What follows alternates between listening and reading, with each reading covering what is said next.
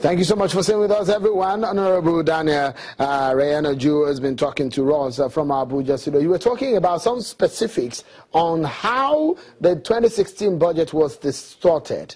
Please, can you go ahead? Yeah, good. Like I was saying earlier, I sub-chaired, I'll name these committees now. I sub-chaired 6 committees. The Committee on Petroleum Upstream, Downstream, Gas, Local Content, Niger Delta Ministry, NDDC. These are 6 committees that I sub-chaired. When this budget came, for example, the moment the budget is laid by Mr. President, second reading it is committed to the Appropriation Committee, who then now distributes this committee, these documents to the respective standing committee of the House.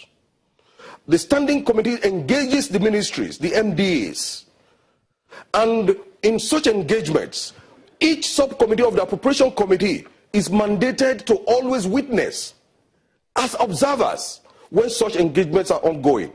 It is at that point you can disagree. The chairman of committees can disagree with the minister or the DGs of the respective MDAs. And when they disagree to agree, we do not say anything. And that one is brought back to the Appropriation Committee. And you defend it. It is not as if you just come to the Appropriation Committee and submit it.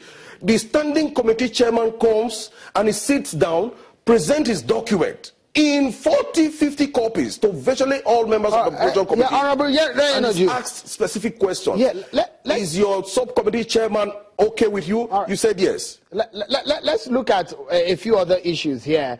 There are allegations that signatures have been put together because Honorable Jibrin is asking the leadership to step down so that there will be investigation into this matter. What would be your own reaction to these?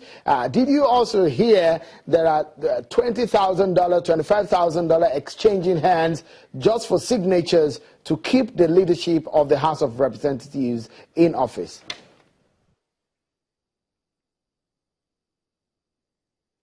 Well, I heard it as mere rumors in the system. I do not want to say yes, money was given, and I cannot say yes or no, money wasn't given or out about. But this is politics. Anything can happen. But I do not think I would append my signature even if I'm given $1 billion. Because let me say this. For a parliament to be a parliament, there are certain criteria that makes a parliament very strong. And what are these criteria? A parliament must be responsive. A parliament must be accessible. A parliament must be representative.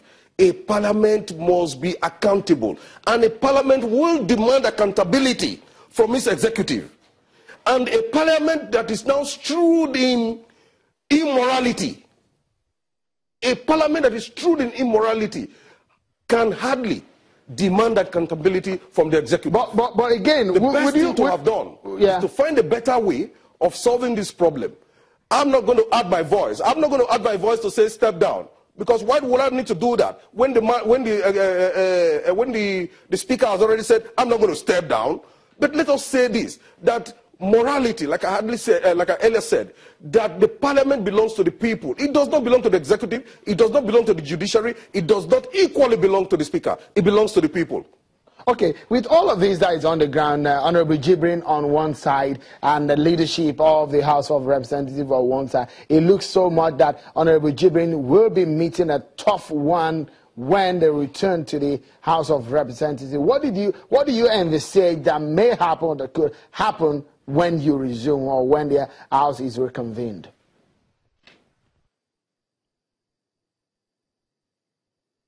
Well, the point my own position is this. I am not standing in for Abdul Mumini. Abdul Mumini is my chairman of appropriation, but we've never been friends. He doesn't know my office. I don't know his office. But I know for sure that the House would want to invoke some sections of our rules to deal with Abdul Mumini. Will that be the solution to the problem? I will say no. These issues are better handled in a more formal, civil, and more courteous way, so that it doesn't rock the assembly and deprive us of discharging our responsibilities to Nigerians. Would I be suspended? I wouldn't know. Will they be asked to leave the house or whatever decision that may come up from the Ethics and Privileges Committee? I wouldn't know. But to some of us, we believe that this issue is already in the public domain. Allow this process to evolve. Okay. We have a lot of processes that can take care of such issues when it arises. It's not even a party issue. Are you now going to tell me that if a man commits a crime, you tell him, oh no, because it belongs to Party B, then the crime should not be investigated? The answer is... As we close now, just briefly, do tell us, and I want to get your own view, because a lot of Nigerians have been expressing their views. Are you embarrassed? Are you shocked? Or what are your real feelings about these revelations?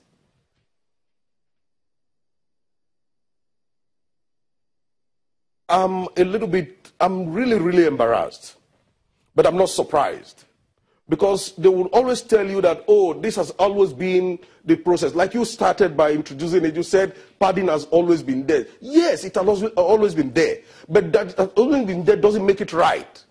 We should not see it as a right thing to do, because that is breaching the trust that has been entrusted to you by the Nigerian people criminally. So it is not right to pardon. Why must it be that you pardon only to your constituency? What about the other constituencies in the country? Thank you so much, Honorable. There is one other question again we must also put to Mr. President and the executive. Is it at what point were these pardon, put in place? The executive should also ask their ministers. When Mr. President refused to assent. All right. That's how far we have to go now, Honorable Daniel Reyenieju. Thank you so much for talking to us, a member of the House Committee on Appropriations. Many thanks for being there for us today on the program. On behalf of the team here at Channel Television Headquarters in Shonwa, Kimberley. Bye for now.